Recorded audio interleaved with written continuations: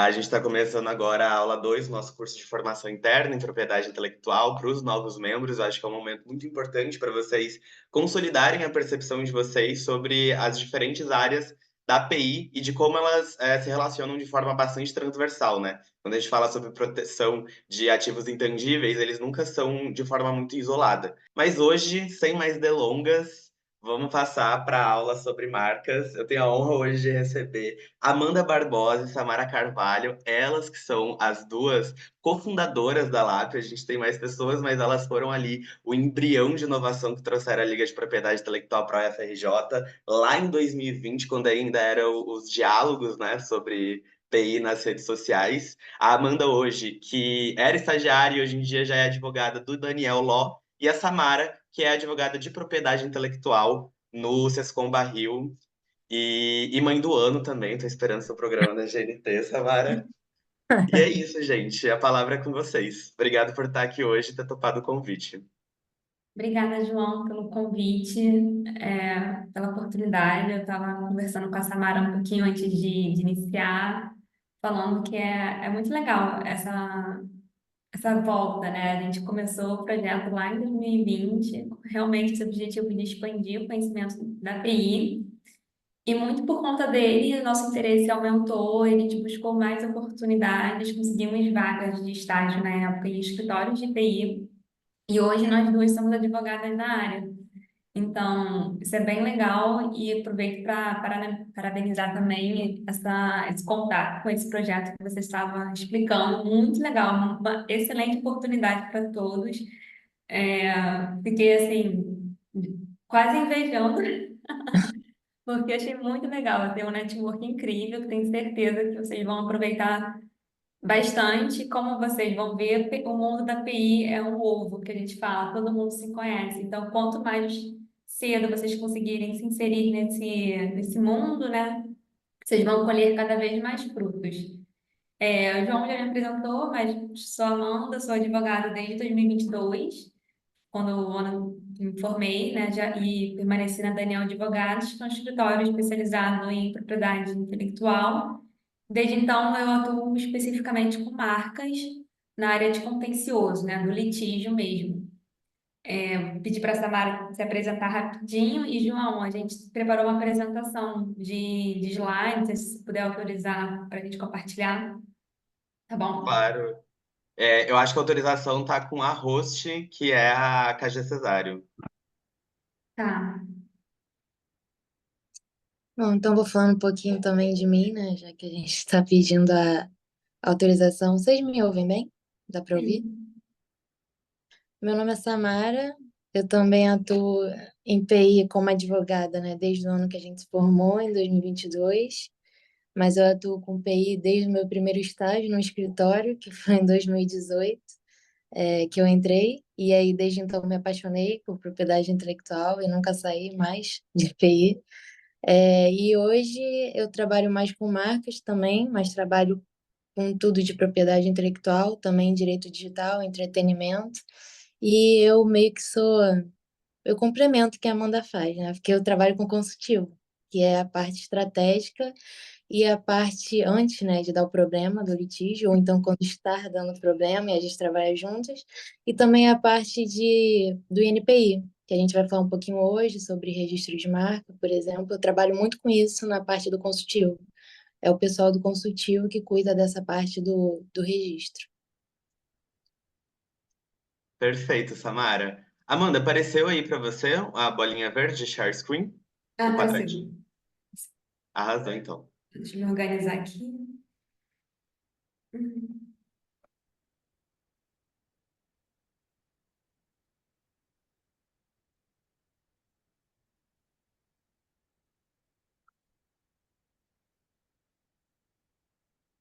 Na verdade, tá, não estou conseguindo.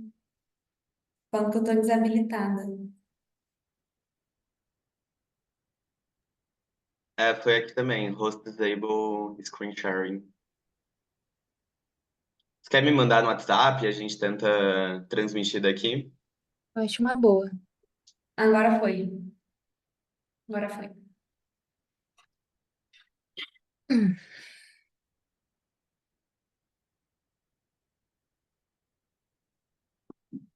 A apresentação ela tá em PDF, então vai ficar com esse fundinho assim, mas acho que dá para vocês verem bem, né?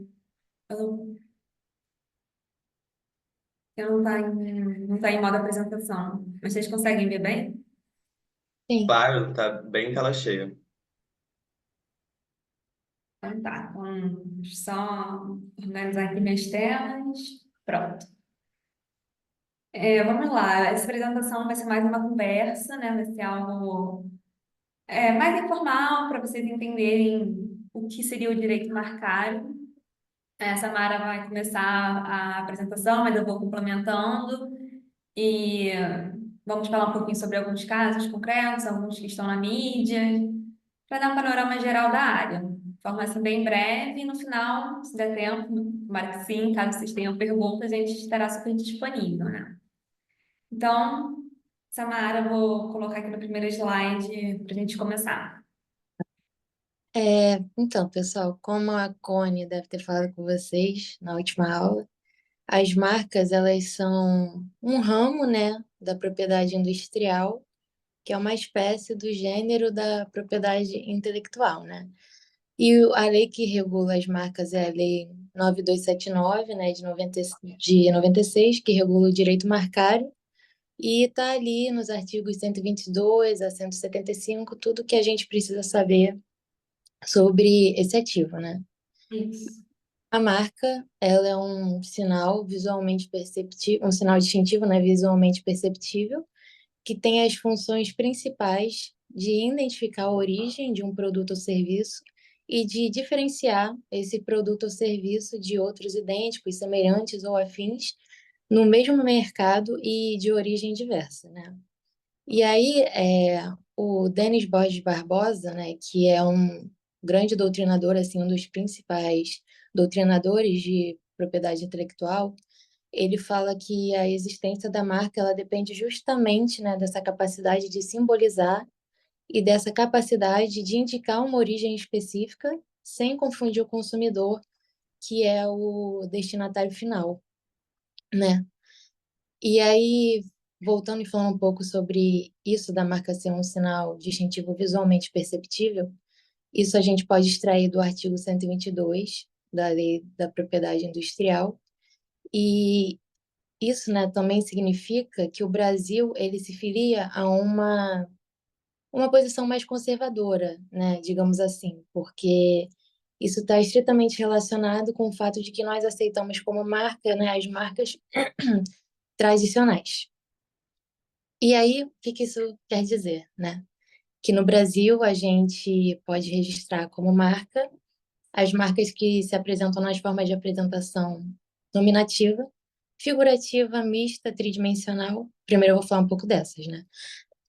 E aí, as marcas nominativas, elas são aquelas marcas que são formadas pelo nome. E esse nome, ele não se apresenta em letras estilizadas, nada disso. A tutela é para o nome. Então, como vocês podem ver aí no slide, é o nome Coca-Cola, o nome McDonald's, o nome Globo. Isso é uma marca nominativa. Já a marca figurativa, a tutela, né, ela vai recair sobre um logo, né, uma imagem, um desenho, uma figura abstrata. Então, a gente tem, por exemplo, o loginho da Nike, a gente tem as três listras da Adidas, a gente tem o logo ali do McDonald's, da Globo. É só o logo, ou a imagem, o desenho, somente ele, né?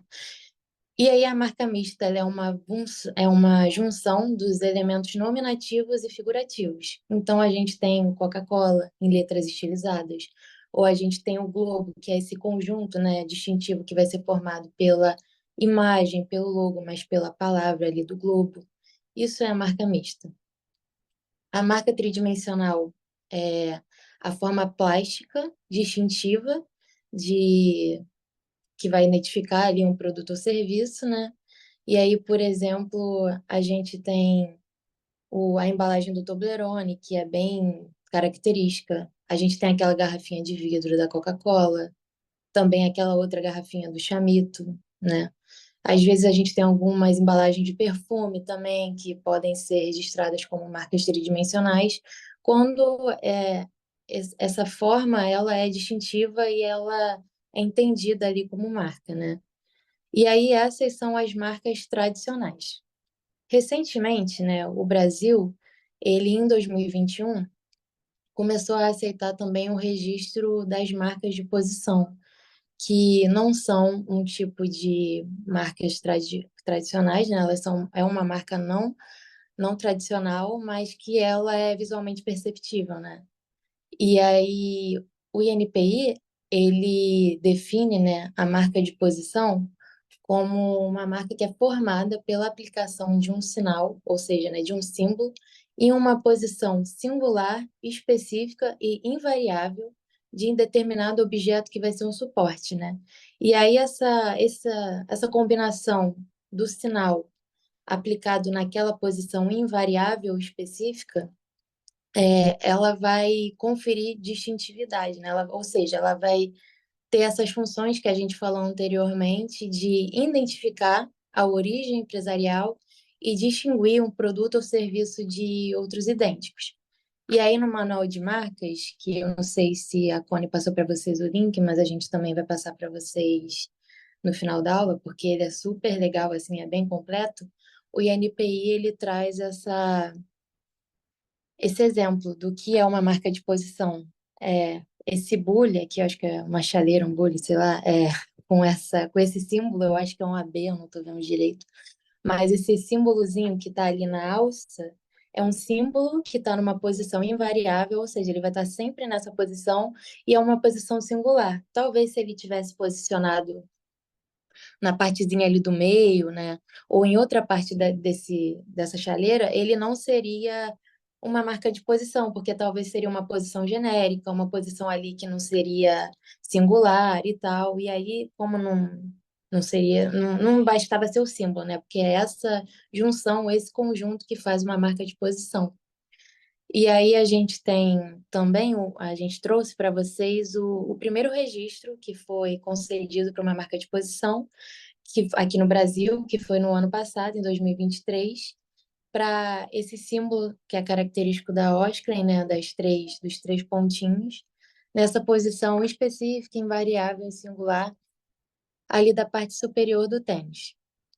Talvez se esses três pontinhos estivessem posicionados, por exemplo, na parte lateral do tênis, que é uma parte super comum para a gente ver ali marca, como por exemplo a New Balance tem, Adidas, vários tênis têm marcas, né, posicionam um símbolo da marca ali do lado. Talvez não fosse entendido como uma marca de posição, mas como é ali na parte de cima do tênis, o INPI aceitou. Você quer falar do caso da Louboutin, Amanda? Ou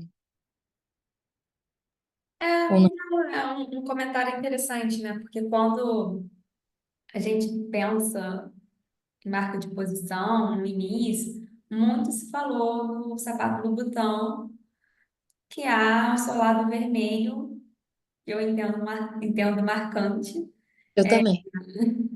É literalmente mais que 3 pontos da Oscar.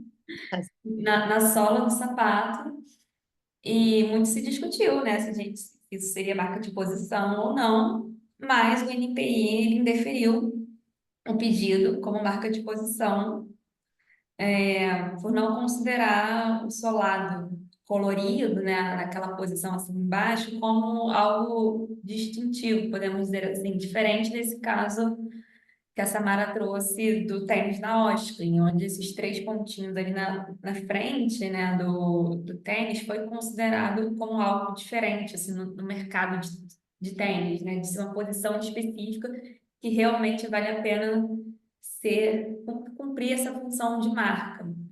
Uma coisa que eu queria chamar a atenção também, que assim, uma marca ela pode ter várias formas de apresentação. Então, a Globo ela pode ser registrada como nominativa, como mista, com logo, como figurativa, só como Globo. Enfim, não há tipo, uma restrição. Ah, vou registrar como nominativa e pronto, acabou.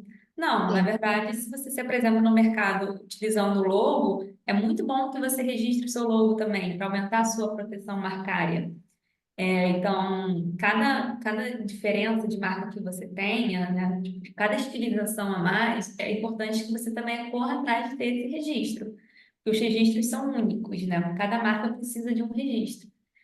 Então, eu só E, queria dar esse panorama também.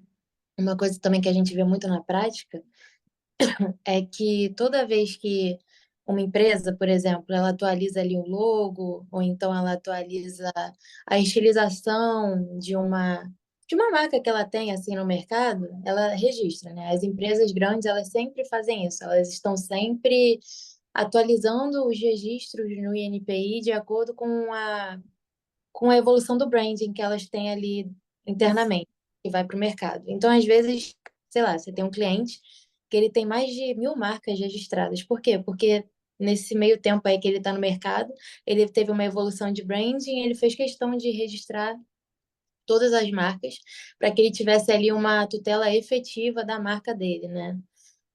Isso acontece muito com marcas institucionais, por exemplo, né? Que são marcas assim, sei lá, a Oi, por exemplo. A Oi é uma marca institucional, então toda vez que o cliente ele está ali investindo na evolução do branding, se ele fizer 10 estilizações diferentes, ele vai registrar as 10 estilizações diferentes, porque é uma marca muito importante para ele, né? Meio que uma marca guarda-chuva e uma marca mãe de todas as outras marcas que ele tem, né? Tem a Oi Fibra, tem a Oi Negócios, o Empresarial, enfim, né? E, e aí, uma coisa também que a gente queria comentar é sobre as marcas não tradicionais. Inclusive, a Connie, ela tem um livro muito bom sobre isso, que eu acho que é a tese de doutorado dela, eu não sei, que fala muito dessas marcas não tradicionais, que são muito interessantes, né? Porque aqui no Brasil a gente não aceita, por exemplo, o registro de marcas sonoras ou olfativas em movimento, né? E aí o que eu acho um absurdo, assim, porque particularmente, né? Porque, por exemplo, quando você pensa na Melissa e você sente o cheiro, por exemplo, tá andando, e aí você sente um cheiro específico, que é o cheiro daquele sapato da Melissa, você automaticamente, você sabe que aquele cheiro, ele remete à Melissa. Então, para mim, Ver.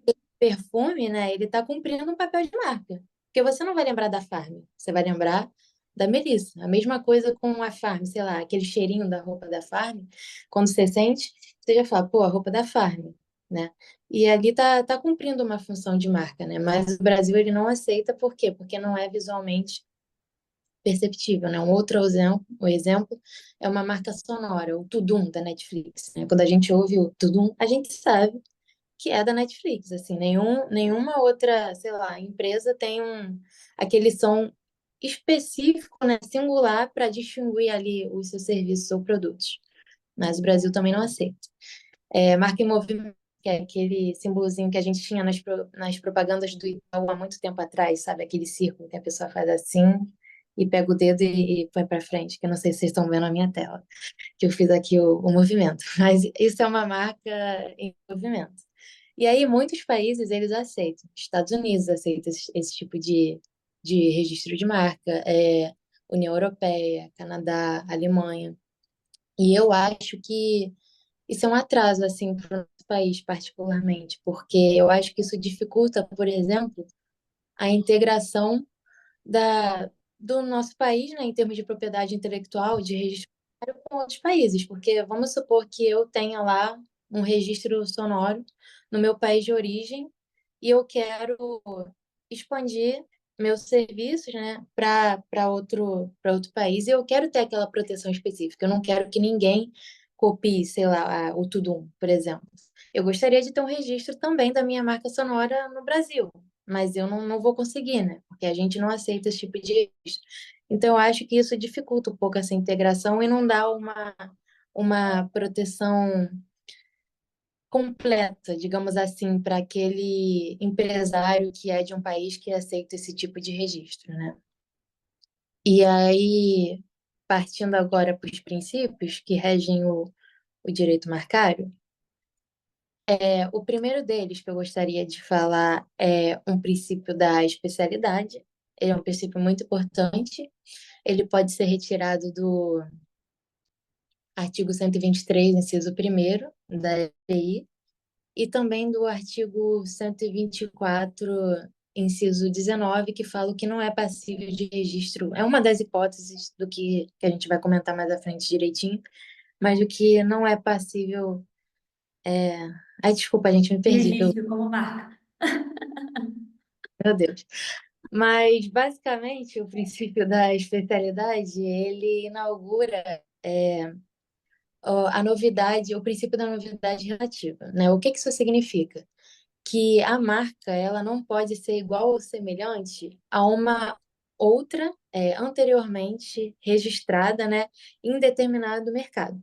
Mas isso não importa se elas forem de mercados distintos, né? Ou seja, a gente tem aqui a garrafa Stanley para a marca Stanley, né, para garrafa térmica. Não importa se você tem uma outra marca Stanley para serviços de mecânica, por exemplo, porque elas são de mercados essencialmente distintos. Então, o que que isso significa? Que o consumidor ele não vai ser confundido se ele não vai se confundir se houver a existência de uma Stanley para copas e uma Stanley para serviços de mecânica. Ele vai entender que aquilo ali são origens diversas, que não vai gerar uma confusão ali nele, ele não vai ser enganado. Uma exceção desse princípio é o alto renome, que pode ser retirado do artigo 125 ali da LPI, e, e o alto renome, né, são marcas muito emblemáticas, muito características e que têm uma proteção em todo o mercado, né? Ou seja, quando você pensa em Coca-Cola, você não pensa só em bebidas, você pensa em roupa, tênis. Se você, por exemplo, vê uma Coca-Cola, é uma marca Coca-Cola no shopping, você vai entender que é aquela Coca-Cola que produz a bebida, é aquela Coca-Cola, porque é uma marca tão característica, né? Uma marca tão distintiva que ela tem produção para todo o mercado. A gente proteção para todo o mercado, né? Não só para um mercado específico, né? E aí no INPI, eu não sei se vocês sabem como é que funciona, não sei se isso já foi falado, mas o INPI, os registros, né, pedidos de registro, eles são divididos em classes. A gente tem classes de produto e classes de serviço. Da classe 1 até a classe 34 são produtos, da classe 35 até a 45 são serviços. Então, isso significa dizer que a marca de alto renome, ela tem proteção, né? Desde a classe 1 até a classe 45. Se você tem uma marca, uma Coca-Cola, por exemplo, a Coca-Cola, essa Coca-Cola, ela tem proteção para todas as classes. Não pode ter outra Coca-Cola ali coexistindo com ela, porque é uma marca de alto renome. Então, perdão, Samara, acho que só para complementar essa questão do alto renome, a gente até brinca assim no dia a dia que seria uma super marca, né? Porque ela tem a proteção para todas as classes. Claro que essa proteção não é fácil, não é Sim. nem um pouco fácil de conquistar, assim, existem os requisitos técnicos do NPI, você precisa apresentar pesquisas, comprovar certos parâmetros para você conseguir obter esse status, né, de supermarca, brincando, para você ter essa proteção ampla. E esse instituto, ele vem muito baseado na ideia mesmo de evitar um parasitismo, uma confusão, algum outro concorrente que queira usar aquela marca para um outro segmento, mas se aproveitando de uma forma já arduamente construída, conquistada no mercado. Então, ela tem muito esse princípio de você evitar esse aproveitamento de terceiros, né? Por isso que veio esse instituto e também por isso que é tão difícil você conseguir uma marca, o status de alto renome. Não é algo fácil, assim, todo mundo conhece. Não é bem assim, você precisa provar E é algo, no NPI, né, Samara? e é algo muito custoso também, assim, é bem caro. São várias pesquisas com canais de comunicação específico e várias marcas, assim, que eu considero até alto renome, por exemplo, sei lá, a Oi, já tentaram esse tipo de proteção e não conseguiram. E na minha cabeça, assim, pô, a Oi, eu penso na Oi, eu só lembro da marca Oi que a gente conhece. Eu não consigo imaginar outra marca Oi A coexistindo. Claro tem alto renome, a marca Claro.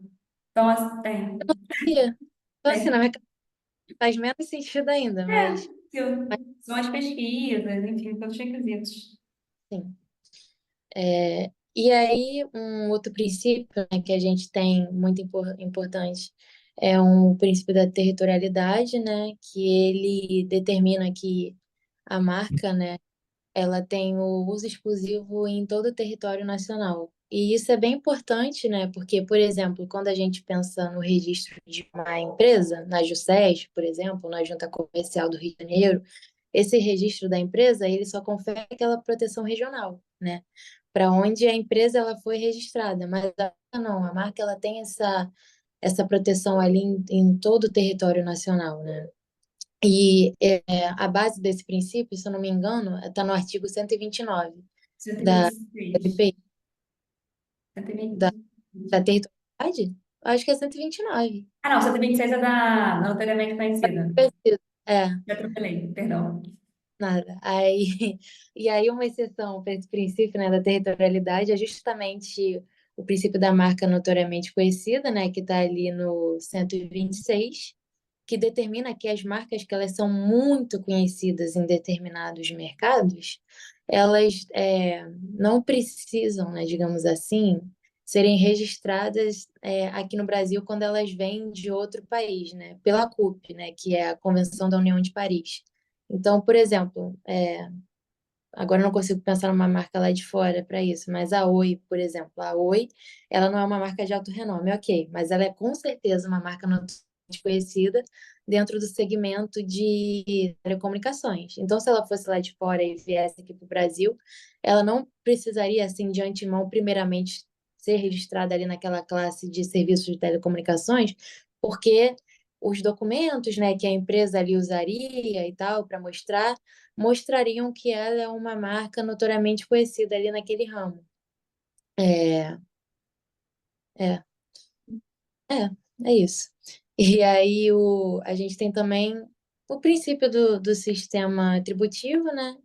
Que ele determina, que também pode ser retirado do artigo 129 da LPI, que ele determina, né, que a propriedade e o uso exclusivo da marca, eles só são adquiridos mediante o registro, né? E aí a gente tem uma exceção a esse princípio, que eu acho que está no parágrafo primeiro do artigo Isso. 129, né? Que é o usuário anterior de boa-fé. Ou seja, se você, à época do registro ali da sua marca, você já usava essa marca há pelo menos 6 meses antes no mercado, você tem ali uma prioridade. E aí, alguns autores, como a Maite Moro, que é uma doutrinadora assim, bem importante também de PI, ela entende que que o nosso sistema assim marcário, por conta dessa exceção do usuário anterior de boa-fé, é um sistema misto, porque ele não é só atributivo. Tudo bem que a base dele é ser um sistema atributivo, mas como abarca essa exceção, então seria um sistema misto. E é assim, é um princípio muito importante. Eu mesmo no escritório, a gente já pegou um caso disso, assim, que o nosso cliente, ele não tinha assim um registro, né? Deu mole, e aí ele viu que ele era bem grande assim na área dele, mas ainda não tinha o registro, e aí ele viu que estavam tentando registrar a mesma marca que ele, porque viram que ele não tinha o registro, e aí ele viu assim isso logo que esse outro, né,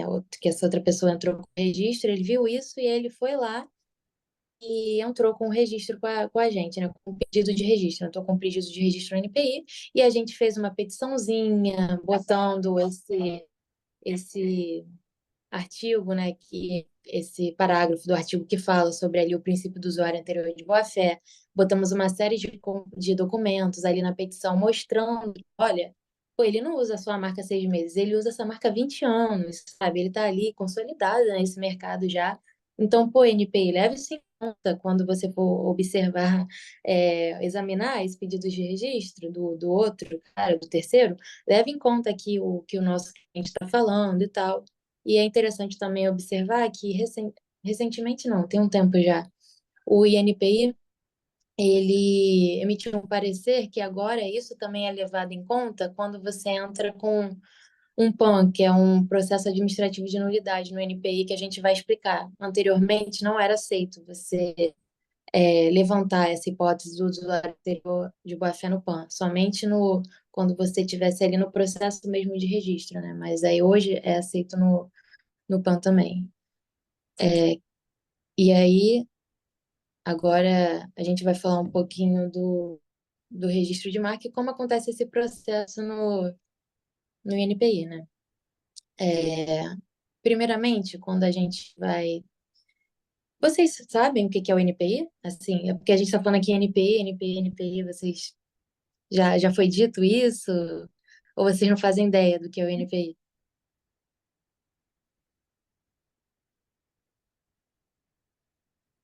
Bom, vou falar um pouquinho o que que é o INPI, né? Ele é a autarquia federal que cuida, né, do registro de marca, do pedido de registro, tudo que diz respeito aí ao registro marcário, ao direito marcário, é feito no INPI, né? É formalizado ali pelo INPI.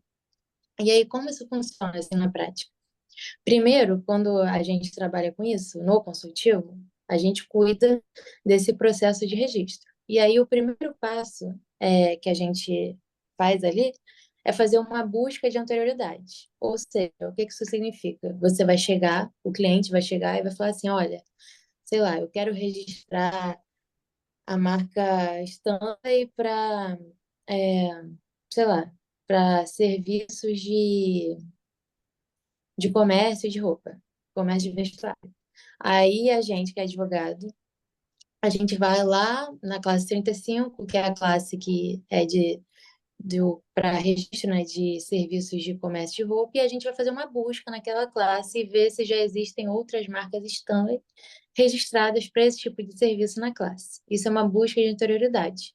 A gente coloca todos os resultados no relatório e fala se a chance do cliente é boa, é moderada, é baixa e manda para ele. E aí, feita essa busca de anterioridade, digamos que o cliente ele tem altas chances de registro. A gente faz o depósito no INPI, né? E aí ele escolhe a forma de apresentação da marca, se ele quer uma marca nominativa, uma marca mista, ou uma marca figurativa, por exemplo. Ele coloca ali os documentos e a classe que ele quer, e a gente dá entrada com esse pedido de registro, né? E aí esse pedido de registro ele vai ser publicado ali depois de umas semanas pela RPI, que é a Revista de Propriedade Industrial, que é onde acontece todos os andamentos, né? E ele é publicado para possível apresentação de oposição de terceiros. Ou seja, se você é um terceiro que já tem uma marca registrada naquela classe, você viu aquela marca e falou, pô, essa marca aqui, eu acho que ela vai gerar confusão com a minha marca anterior. Eu acho que os consumidores vão olhar ali e vão se confundir porque ela está imitando a minha marca. Eu não quero que essa marca ela tenha o registro. Você pode entrar com uma posição no NPI que você buscando indeferimento, ou seja, que aquela marca não seja deferida para registro. E aí você vai botar ali todas as suas razões, é, o artigo, né, que você acha que, por exemplo, nesse caso seria o 124, inciso 19, para embasar ali seus argumentos. E aí você vai entrar com essa posição. E aí, se você tem a marca concedida, essa pessoa, né, ela tem a marca concedida, ela vai ter ali, na verdade, desculpa, se você tem a marca deferida, vai abrir um prazo ali de 60 dias para o pagamento das taxas para concessão da marca. Então, ó, o INPI deferiu sua marca. Agora você tem a obrigação de pagar essas taxas para que a marca seja concedida. Aí vamos supor que você pagou e a sua marca foi concedida. Esse terceiro viu que essa marca foi concedida e ficou muito insatisfeito, porque ele acha que essa marca está imitando a marca dele. Ele tem ali um prazo bem grande, que é um prazo de 180 dias, para entrar com um processo administrativo de nulidade no INPI, onde ele vai buscar a nulidade desse registro que foi concedido. Ou seja, ele tem mais uma segunda chance para mostrar o porquê que essa marca não deveria ser registrada naquela classe e tentar ali reverter a opinião do INPI, né? E aí, nesse caso, se eu não me engano, vai até para o presidente do INPI esse tipo de petição, né? Não é para um mero executor, digamos assim, né? É o presidente, é uma segunda instância que analisa esse pedido. E aí, também é importante, não está aqui no slide, mas também é importante observar que quando a marca Vamos supor que você entrou com uma oposição, você teve, você conseguiu o indeferimento daquela marca ali que você não quer que seja registrada, né? Essa pessoa que teve a sua marca indeferida pelo NPI, ela tem 60 dias também para apresentar um recurso contra o indeferimento, onde ela vai poder falar, poxa, NPI, não é bem assim, ele tá, sei lá, ele tá agindo de má fé, a minha marca, olha aqui, é bem distintiva, ela não imita, ela não confunde consumidor, as marcas são diferentes em seus aspectos nominativos e seus aspectos visuais, não tem como causar confusão, elas estão na mesma classe, mas olha, a classe 35 é uma classe muito abrangente, poxa, o meu é comércio de roupa, o dele é, sei lá, de comércio de alimento, assim, poxa, será que não tem como a gente conviver? E aí você coloca isso no seu recurso contra o indeferimento, e o NPI vai analisar também, na segunda instância, esse recurso. Essas são as peças mais importantes ali do processo de registro. E aí também é importante essa caducidade ali que a gente colocou, né? Porque depois dos 5 primeiros anos ali de vigência do registro, né? A pessoa, um terceiro, ele pode entrar com uma petição requerendo a caducidade de um registro marcário, ou seja, ele pode observar que aquela marca não está sendo utilizada ali naquele mercado. Ele fez uma pesquisa rápida ali na internet e viu que nos últimos 5 anos ele não encontrou nenhum sinal ali da marca sendo usada. Ele pode entender que, pô, aquela pessoa que tem a marca está fazendo uma reserva de mercado, porque ela tem a marca, mas ela não está utilizando, ou seja, ela só está impedindo outras pessoas que querem muito utilizar aquela marca de conseguirem usá-la, né, para identificar seus produtos ou serviços.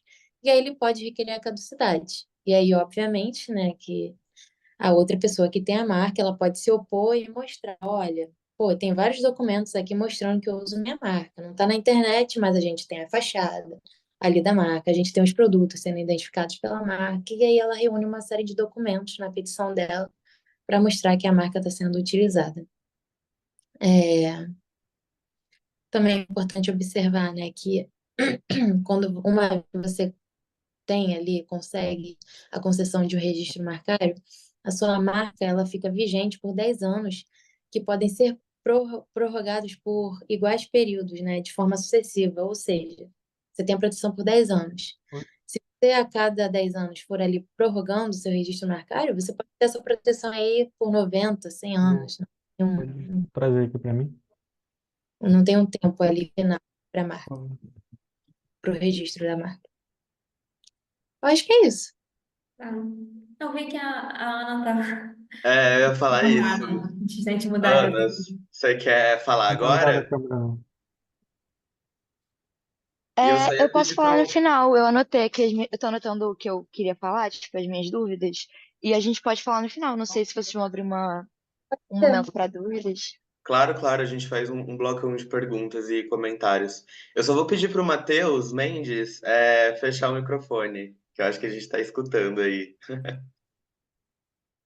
Uma última coisa também que eu vou falar, que é uma coisa bem importante, eu não sei se está no slide. Se tiver, Amanda, você me fala que eu não falo sobre isso. Mas É o uma quê? coisa, uma coisa de coexistência. Ah, não, tá não. Pode falar. A gente usa muito, assim, muito mesmo, na prática, a coisa de coexistência, né? Que basicamente você vai registrar a sua marca, vamos supor, ela foi indeferida. Aí você ficou triste, né? Óbvio. Porque ela foi indeferida com base em uma marca de terceiro. Mas você entende que aquilo ali é um absurdo, não faz sentido o entendimento do NPI. E muitas vezes isso acontece. O NPI ele tem entendimentos, assim, às vezes muito esquisitos. Por exemplo, às vezes, Questionáveis. real, indefere, sei lá, uma marca de comércio para serviço de comércio, sei lá, de sorvete com base em uma marca de serviço de comércio de roupa. Não faz sentido, mas ele faz isso às vezes. E aí você pode, óbvio, né, entrar ali com recurso, mas às vezes o que acontece é que você procura o titular daquela marca que foi apontada ali como um obstáculo ao seu registro, você conversa com ele e pergunta se vocês podem formar um acordo de coexistência, ou seja, aquele terceiro está falando para o NPI que as marcas podem conviver no mercado, que não existe possibilidade de confusão, de associação indevida, não há problema. Os titulares das marcas estão falando que o consumidor não vai ser confundido. E aí o INPI pode aceitar ou não, mas é um acordo assim que é muito legal da gente utilizar na prática, e ele às vezes serve assim para dar uma força nos seus argumentos e reverter a opinião errônea do NPI. É basicamente isso que eu gostaria de falar, gente. Eu peço desculpas pelos equívocos, porque eu estava ouvindo meu filho chorando, isso me deixa desesperada. Mas agora eu vou passar para a Amanda, que ela também tem muitas considerações assim legais para falar com vocês. Mas fica aí, Samara. Se quiser Oi? complementar. Falei para Ah, não, você ficar. Então, eu a vou. Samara muito bem, maravilhosamente, explicando tudo sobre marcas. É, e assim, como eu disse no início, eu trabalho um pouco mais com a parte de briga. Então, vamos lá, vamos supor que tudo que aconteceu no NPI, né, o suplente, ele não ficou satisfeito, não conseguiu sua marca, ou, enfim, teve um terceiro que conseguiu uma marca que ele acha muito próxima da dele, que pode gerar confusão, tentou recorrer no NPI, o NPI manteve uma decisão complicada, enfim. Qual é a possibilidade que surge, né? Na LPI, há um prazo de 5 anos para você recorrer judicialmente da decisão do INPI. Então, a última cartada é a ação judicial, que a gente vai falar um pouquinho. Antes, eu trouxe uma parte do artigo 124 da LPI, que é um artigo extremamente utilizado e serve como base das decisões indeferitórias do NPI, que é o artigo que contém todos os elementos, né, o que não pode ser registrado como marca. Então, a marca, além de cumprir sua função de origem, de identificação do produto, do serviço, diferenciação do mercado, ela não pode ser algumas coisas. E esse artigo 124 da LPI, se vocês tiverem a oportunidade de ler com calma, porque ele é bem extenso, traz todos os incisos com proibições, né, do que não pode ser marca. Eu coloquei em vermelho alguns incisos mais utilizados, pelo menos assim, que eu vejo na minha prática do dia a dia, principalmente o inciso 19, que é um inciso mais globalzão, sabe? Uma coisa mais geral, que ele bate na tecla de que não pode ter registro de marca que reproduza ou imite em parte ou integralmente marca alheia passível de gerar confusão. Claro, aqui a gente pensando no mesmo mercado, né? Então, esse é o inciso assim mais utilizado porque todo mundo entra, olha, isso aqui pode causar confusão com a minha marca. Isso aqui vai causar desvio de clientela. Isso aqui não tá legal. Então, assim, ele é corriqueiramente utilizado tanto no NPI como nas ações judiciais. Eu também sinalizei esse artigo 6º, porque ele tem a ver com o caso que eu trouxe para a gente comentar rapidinho, que não há como você registrar um sinal de caráter genérico, necessário, comum, vulgar. E assim, muito injusto, né? Porque seria você ter um monopólio de algo descritivo, e isso seria extremamente prejudicial ao mercado, né? À concorrência. Não posso registrar a marca cadeira por uma cadeira, porque os outros concorrentes vão chamar de quê? Vou inventar um novo nome? Isso não existe, né? Então, essa questão da descritividade, de sinal necessário, é bastante corriqueiro que a gente vê. Eu acho até porque existe um ideal, assim, sei lá, eu tenho isso, assim, na minha cabeça, não sei se todo mundo concorda, mas muitas pessoas acham que aquela marca, pô, marca muito boa é quando você lê e você sabe exatamente qual é o produto. Mas eu acho que não é muito bem assim. Se eu tenho uma marca de garrafa, sei lá, chama Garrafes, é uma marca boa? Não é, porque você está descrevendo aquele produto. Ela pode se tornar com o tempo, aí a gente entra em outra discussão.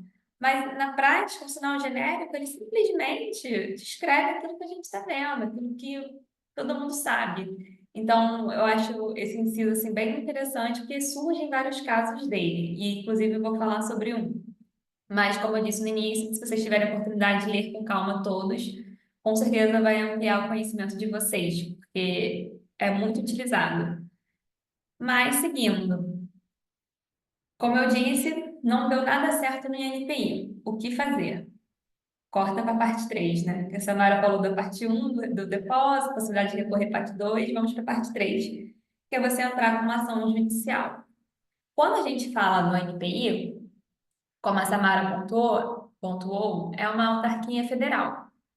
Então, a competência das ações contra o NPI é a Justiça Federal, tá? Esse é um primeiro ponto que a gente precisa estabelecer. A gente entra com a ação tendo o NPI como réu, porque aquele titular ou aquele terceiro, ele está contestando uma decisão do NPI. Ele está falando, olha, isso aqui está equivocado, isso está errado por N razões. Então, ele vai ser o réu da ação, como base, né? Como regra.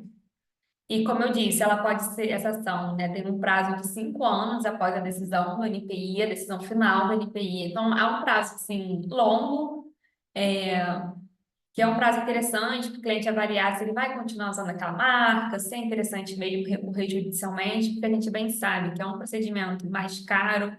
Nem diria tão demorado, porque eu acho que hoje em dia está batendo de frente com o tempo de decisão do NPI, mas, assim, com certeza é um procedimento mais custoso. Então, precisa de uma estratégia para você seguir com uma ação judicial. Então, de regra fica, precisa entrar com uma ação contra o NPI, precisa ser na Justiça Federal, porque você está contestando um ato administrativo. Então, basicamente, vamos no exemplo da Stanley. O NPI, exemplo, indeferiu meu pedido para a marca Stanley para garrafa, falando que, sei lá, pode causar confusão com a marca Stanley para alimentos, que é como a Samara tinha comentado. Aí eu entro com uma ação falando, olha, Vossa Excelência, o NPI foi extremamente equivocado, ele desconsiderou o princípio da especialidade, as marcas podem conviver sim, apesar de ter o mesmo nome, elas são para mercados diferentes, são para públicos diferentes, não há a menor possibilidade de confusão.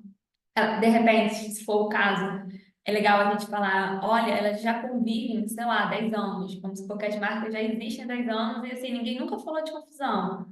Aí você fala, e assim, você mostra tudo isso no processo judicial. E uma coisa que a gente costuma muito falar na prática, que no processo judicial em si, você tem mais oportunidades de trazer elementos mais fáticos do mundo da realidade para análise do juiz.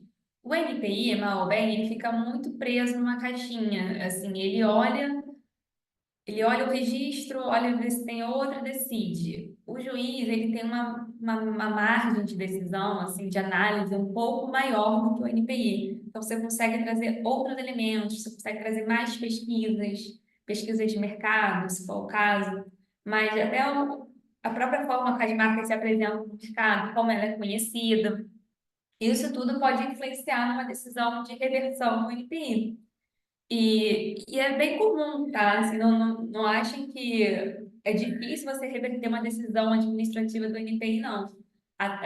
Enfim, tem uns estudos que mostram assim, mais de 50%, 60% assim, de ações a gente consegue reverter do NPI justamente trazendo todos os argumentos possíveis e mostrando esse cenário mais amplo.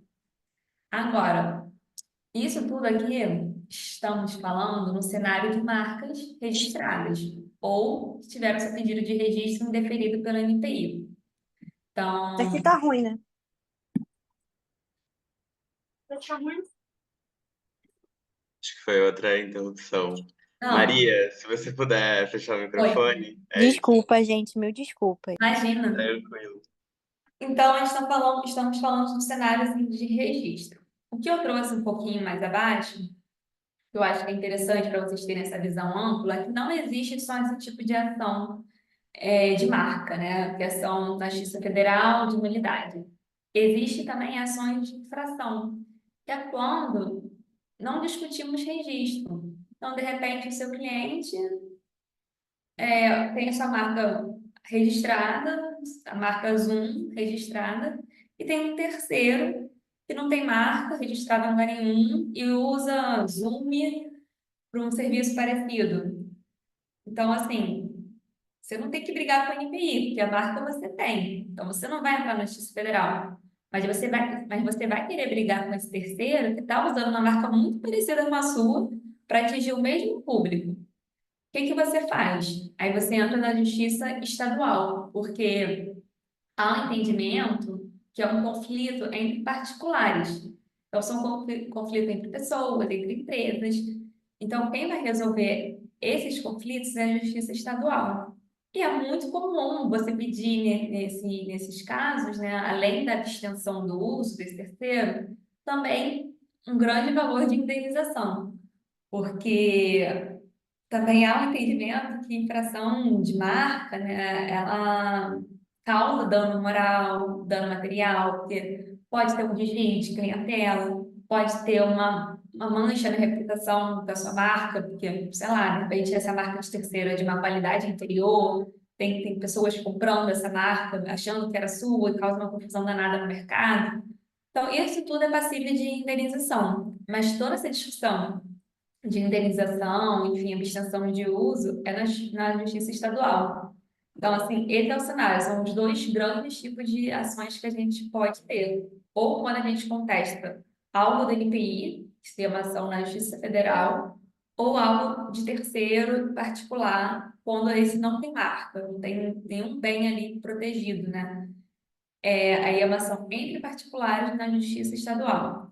Aí eu coloquei no slide, para conhecimento de vocês e aprofundamento, o tema repetitivo 950 do STJ, né, do Supremo Tribunal de Justiça, que ele estabeleceu, após muita discussão, essa tese, que realmente, quando a demanda entre particulares não envolve NPI, não compete à Justiça Federal decidir.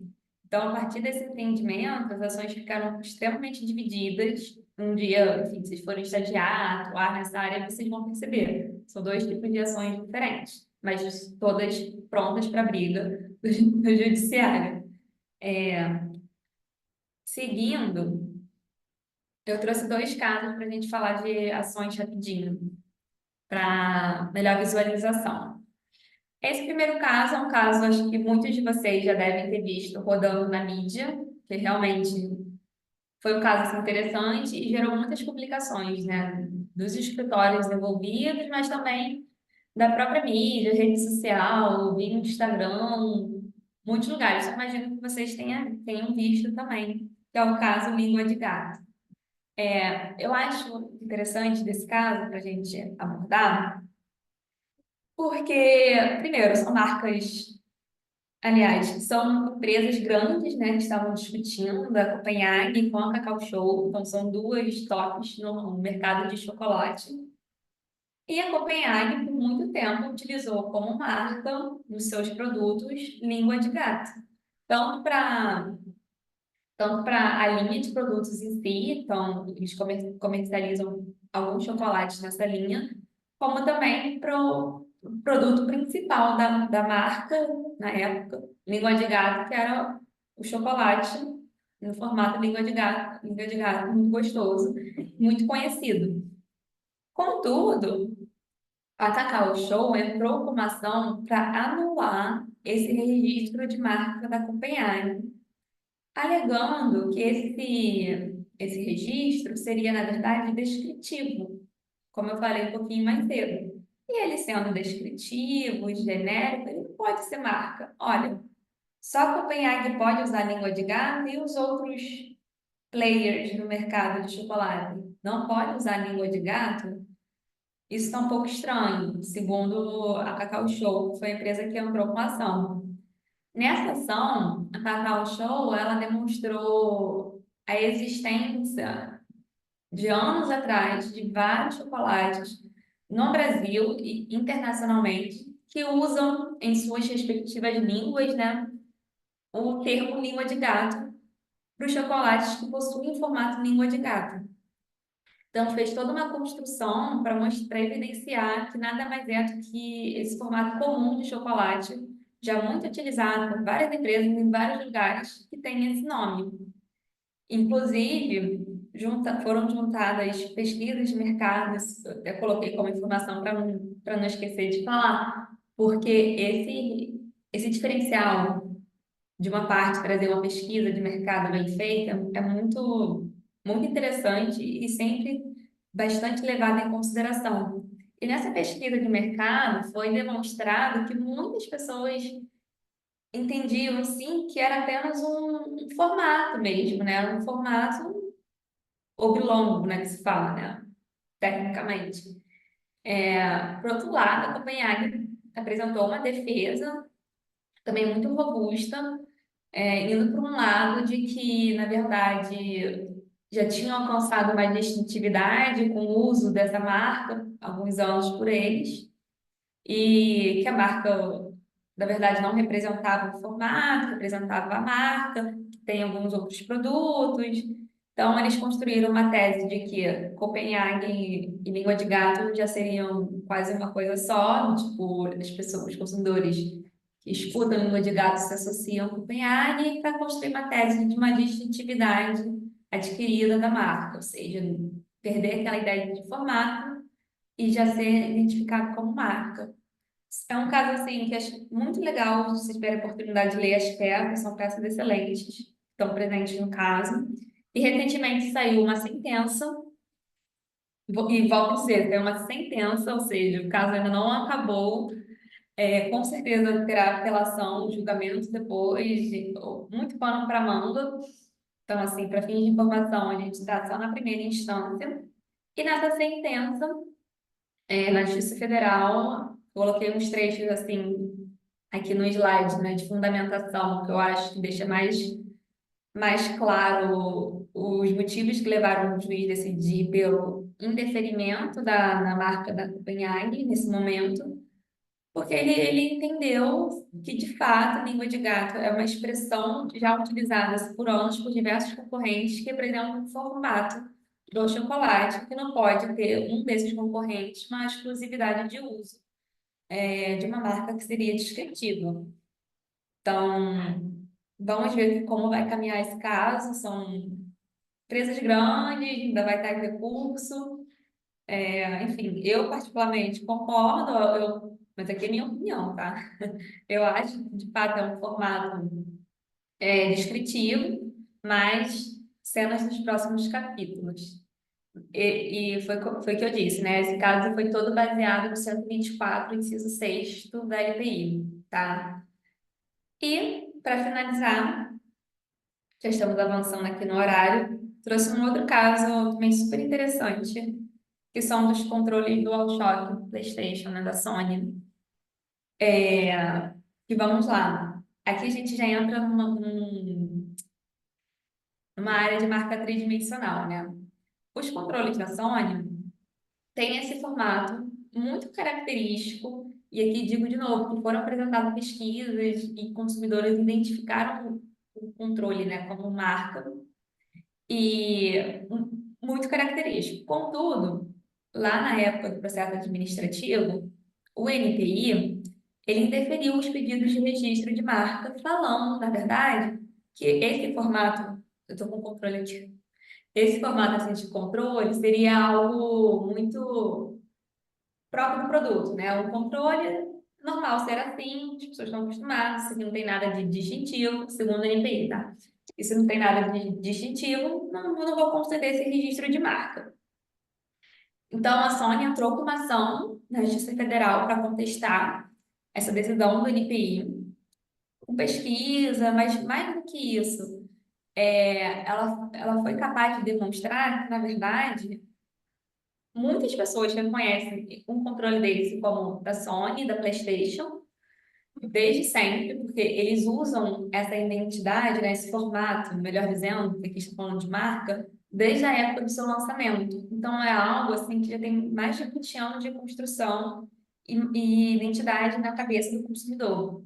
Mas, além disso, eu coloquei aqui embaixo, foi demonstrado também que esse modelo não é tão essencial assim.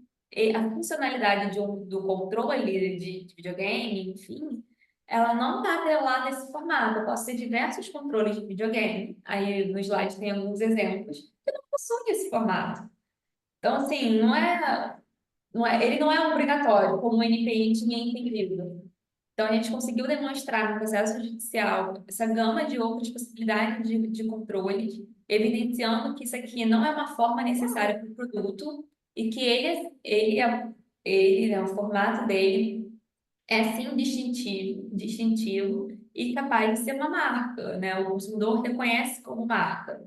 E assim a gente conseguiu reverter as decisões negativas no NPI e obter como marca esse registro. E isso é muito, muito importante, porque você ter um registro de marca, você tem uma possibilidade, que a gente fala de enforcement, né? De você combater eventuais falsificações, eventuais terceiros, porque isso é até uma coisa que a gente tinha que ter falado no início, né?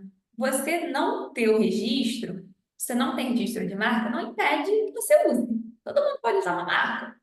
Tem. Mas se você tem um registro da marca, você tem todos os direitos de exclusividade atrelados a ele, e assim você consegue combater eventuais piratarias, falsificações.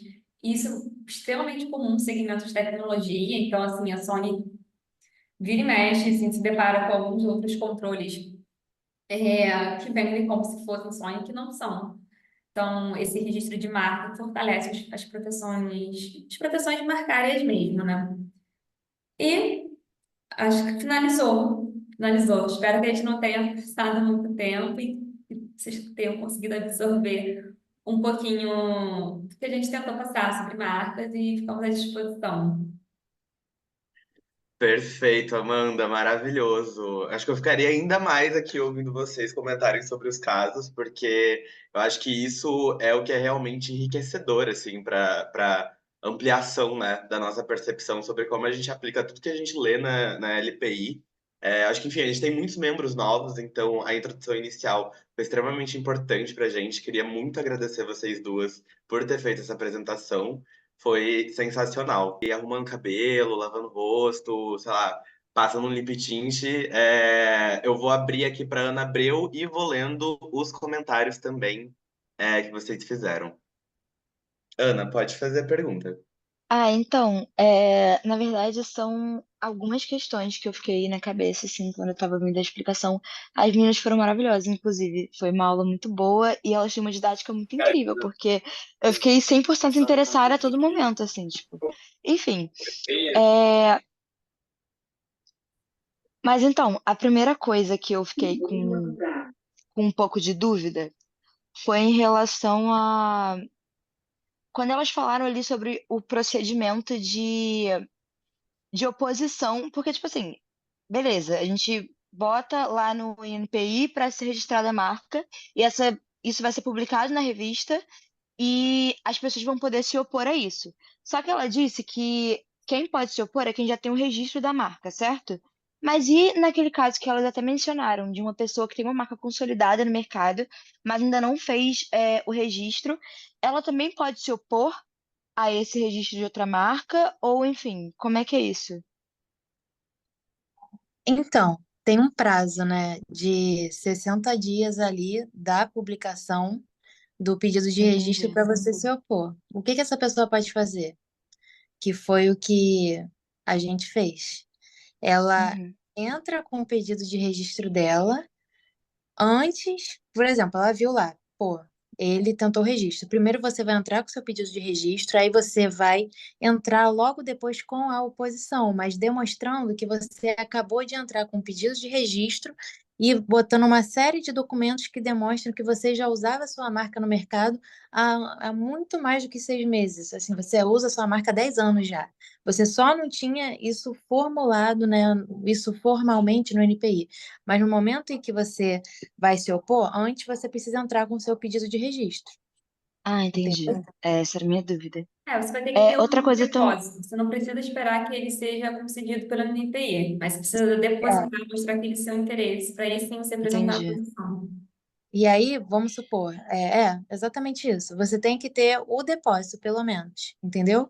E aí, pô, Uhum. não deu certo. Aí você tem a chance ali de entrar de novo, né, no processo administrativo de nulidade, que você pode levantar de novo essa hipótese de que você não quer que aquela marca seja registrada, porque é um aproveitamento parasitário, vai causar confusão no mercado, alguma coisa assim, uma associação indevida com a sua marca anterior, esse tipo de coisa.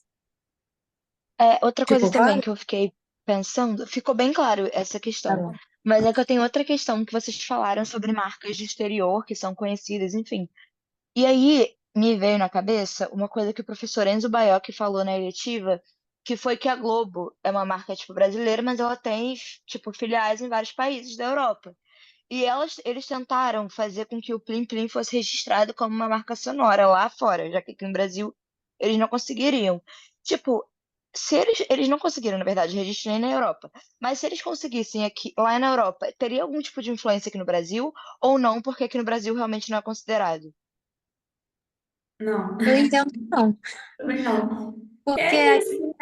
é uma marca que não é vista como marca aqui, entende? Infelizmente, na Entendi. prática, Uhum. essas coisas da lei e tudo mais, elas são levadas em conta, né? Então, por mais que a gente entenda como marca, a nossa legislação, infelizmente, ela ainda não entende como marca.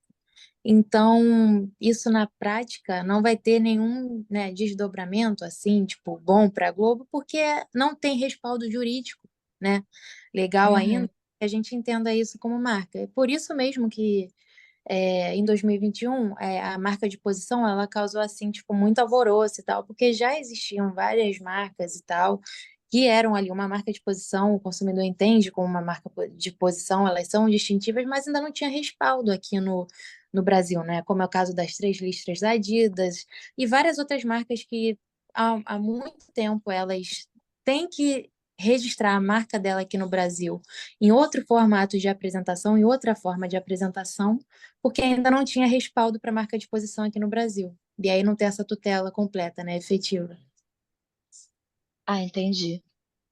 E aí, por fim, eu queria que vocês, não sei, dessem dicas de, não sei se alguma doutrina, alguma coisa assim, para a gente pegar essa Claro. parte mais prática, porque eu entendo que talvez, como a legislação, ela de certa forma é um pouco aberta no.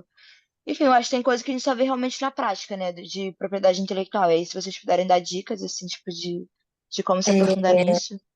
A melhor que eu acho, assim, que é liberada é o Denis Borges Barbosa. É muito completo e você vai encontrar vários materiais deles, assim, na internet, porque o Denis Borges Barbosa, ele liberou mesmo, então tudo de doutrina, assim, tem um livro dele, é o Tratado de Propriedade Intelectual, se não me engano, que tem mais de 1000 páginas, e assim, eu uso muito até hoje, eu sempre uso ele, sempre cito ele nas coisas que eu escrevo, ele é meio que, assim, o pai, né, de PI no completo, e ele tem muita coisa de registro de marca, e também fazendo um jabá, né, eu e a Amanda, a gente Claro. nós fomos coautoras de um livro de comentários à Lei de Propriedade Industrial escrito por mulheres. Então, ela escreveu um capítulo, eu escrevi outro, e tem outras 1 milhão de autoras lá que nós escrevemos juntos, né? Fomos coautoras, e a gente explica, né, artigo por artigo, o que quer dizer, né? A gente pega o artigo e destrincha ele todinho e vai explicando, e é muito bom, assim.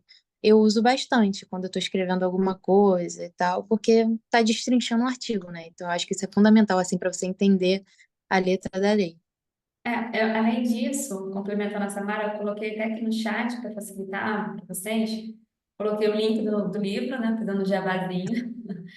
Mas, de fato, é um livro muito completo, assim. Ele é um comentário sobre a lei. Então, tem casos práticos, assim. No meu capítulo, eu trouxe casos práticos, assim, né? Para as pessoas associarem com a letra da lei. Mas, coloquei o manual de marcas da NPI, É que é um muito bom.